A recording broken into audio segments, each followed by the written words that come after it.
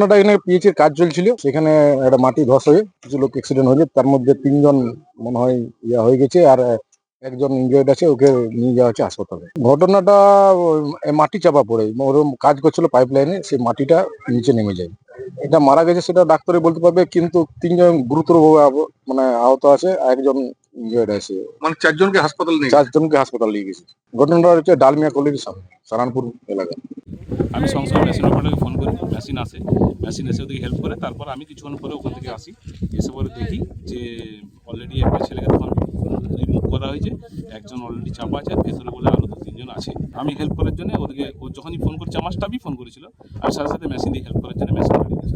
সেই সময় লেবার টেবার কেউ ছিল না, কন্ট্রাক্টর পরে এসেছে, যখন আমরা অলরেডি মানে হেল্প করতে শুরু করেছি। ওদের 2টো লেবার নিচে যারা ছিল, বেঁচে ছিল, তারা খুব কান্নাকাটি করছিল। আমি মেশিন দিয়ে সাথে সাথে মেশিন দিয়ে হেল্প করতে, ওরাও সঙ্গে সঙ্গে কোদাল দিয়ে হেল্প করতে শুরু করে।